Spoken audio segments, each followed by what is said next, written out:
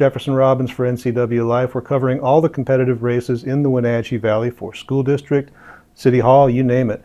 We're talking right now with a candidate for Eastmont School District. Her name is Kirsten Larsen, and she joins me to talk about her candidacy. Kirsten, thank you for being here. Thank you for having me.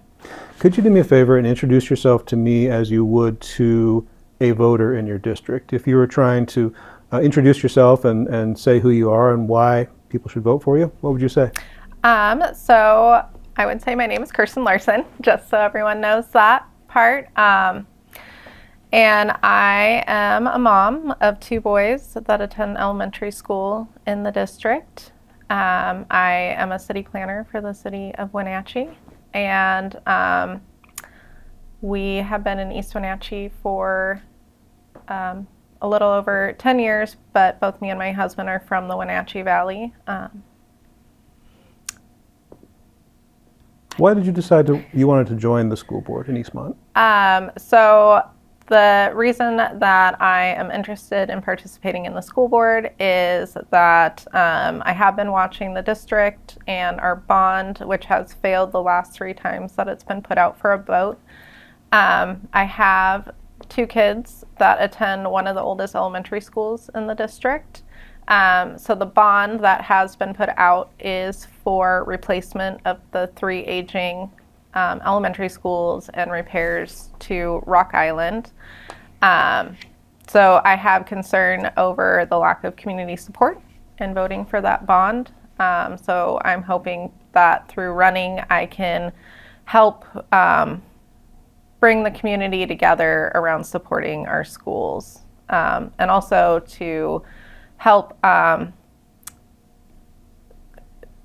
clarify that when we fail to pass the bond, then the school district is put in the position of doing the maintenance out of their general fund, which starts to take away opportunities from our students.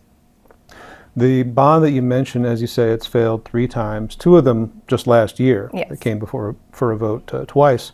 It's about $117 million, or at least the most recent one was, for repairs to Cascade, Kenroy, and Lee elementary schools, and some construction at Rock Island Elementary School. And the district has long said these are very necessary repairs and upgrades that need to happen. Yes. But there's a 60% supermajority that they need to reach. The voters need to approve that. It's come really close every time. So 59% at the last vote. How do you think the district can get it to 60? What kind of steps can they take? So I think the gap that I'm seeing is a lack of confidence from the community that the money will be spent well. I know that people are also struggling financially with our current economy, and it feels like it's asking for another tax, which the bond wouldn't be a new tax on residents. So reaching all of our voters who haven't been supportive and really finding out why they haven't, so that trust can be earned to help support the bond. One of the things that school districts are struggling with is federal funding, which previously had certain guarantees attached to it, is a little bit more uncertain now, especially when it comes to things like migrant education, English as a second language funding, after school programs, and that kind of thing. And are there steps that you think the district can or should take to try and preserve those programs ahead of time, for instance, ahead of the 2026 to 2027 school year? I think the board members are like our best advocates for the school district. So they have that direct connection to our legislators at the state and federal levels. So bringing those concerns of the community forward to try and maintain those funds would be, one of, I think, the biggest thing the board can do, and community members as well. But I think also that's where it is so important to have that solid community support. So as I mentioned, with the bond failing, then the school district has to look at the rest of their budget.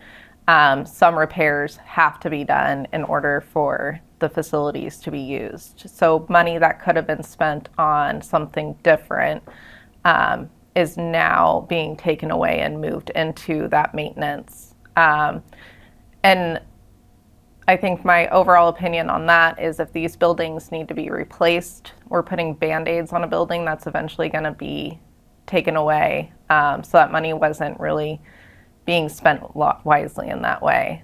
I think one thing that people may or may not have heard about too is the district lost 9 teaching positions based on this year's budget.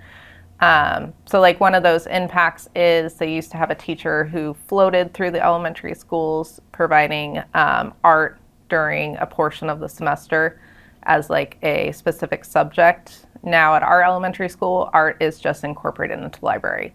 So that's like a specific program that's been taken away from the kids based on budget decisions. Are those things you'd like to see restored if possible? Yeah, so I think kids need, besides our basic education of math and English and all those fundamentals, having outlets through art or theater, sports are super important, and that exposes them to all the different things that they might like and want to pursue in their life. So, as an observer of the board, or even just as a parent of students in the district, are there other priorities you think the district should be addressing but isn't right now? So I think the other big thing that I'm interested in, and it stems more from my background as a city planner in Wenatchee. So on the city side, affordable housing is a huge issue in our community. But one of the things that plays into that is having tradespeople to construct the homes.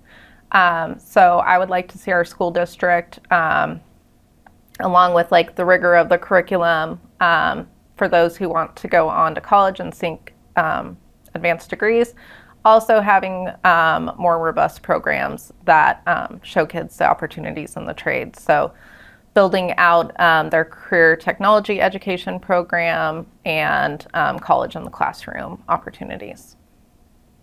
Is there anything I didn't ask about, Kirsten, that you can think of that people should know about yourself or your candidacy or the school district in general? I think that one thing I really hope the community takes away from these school board races is that you don't have to only be a parent to be involved with the school district.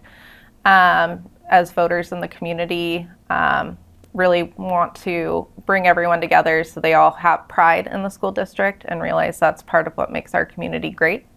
So that's one of my big hopes for this race. Well, Kirsten Larsen, candidate for position 3 on the Eastmont School Board. Thanks a lot for being here today. Thank you for having me.